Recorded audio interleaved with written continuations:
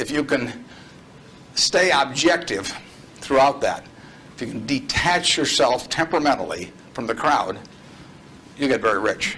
And you won't have to be very bright. I mean, I'm sure you are, but it doesn't take brains. It takes temperament. Investors behave in very human ways, which is they get very excited during bull markets, and they look in the rearview mirror and they say, "I made money last year. I'm going to make more money this year, so this time I'll borrow." Or the neighbor says, "I wasn't in last year when that neighbor was dumber than I made a lot of money, so I'm going to go in this year." So they're always looking in the rearview mirror. And when they look in the rearview mirror and they see a lot of money having been made in the last few years, they plow in and they just push and push and push on prices. And when they look in the rearview mirror and they see no money having been made, they just say, "This is a lousy place to be." So they don't care what's going on in the underlying business. And it's astounding, but that makes for huge opportunity. Just huge opportunity. I mean, I've lived through roughly half, in an investing sense, about half that period. And I've had that long period of stagnation from 48, from 65 to 82, 17 years. I wrote an article for Forbes in 1979. I just said, how can this be? Pension funds in 1970 put 100 and some % of their new money in stock because they were wild about stocks. Then they got a lot cheaper, and they put a record low in, 9% of their net new money in 1978 when stocks were way cheaper. People behave very peculiarly in terms of the reactions because they're human beings, and they get excited when others get excited. They get greedy when others get greedy. They get fearful when others get fearful, and they'll continue to do so. And you will see things you won't believe in your lifetime, and securities markets. And the country will do very well over time, but you will see these huge waves.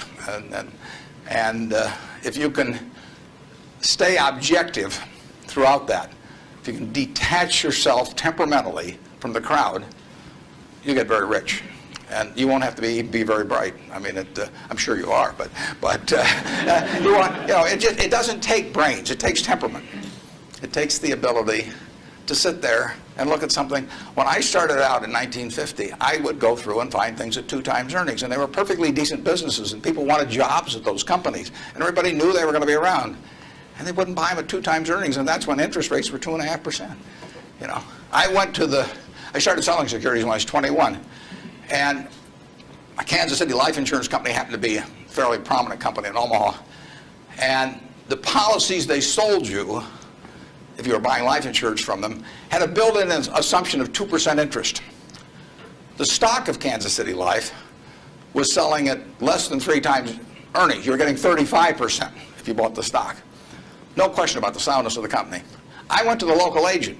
I figured, hell, I ought to be able to sell him a few shares of stock. I mean, the guy ought to understand it. He's got his whole life invested in this company. I went to the local agent who'd been with him for 20 years, and his name was Moose. And I said, "Mr. Moose," I said, "you're selling these policies with 2%. You may even have a few members of your own family, and you can buy into this company whose paycheck you depend on every month, and whose future your beneficiaries of these life policies depend on, and who you're selling them, a 2% investment on, and you can get 35% on your money." He said, "Stocks aren't any good." And I couldn't sell the, I was a lousy salesman. I mean, well, you have to start with that, but it just blew me away. It blew me away. I thought, sometimes I used to wonder if I was nuts, but those things, the same thing happened. I mean, in 1964, the Dow closed at 864.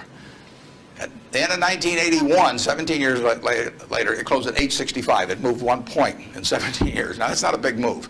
And that, you can't believe how discouraged people were during that period. But, people were living better. So things can go on a long time that don't make sense. But they do come to an end. I mean, the internet thing. I mean, you had these companies selling for many billions of dollars that had practically no prospects of making any money. That's a bubble. But Herb Stein one time said, "Anything that can't go on forever will end." Now that seems pretty. But think about that.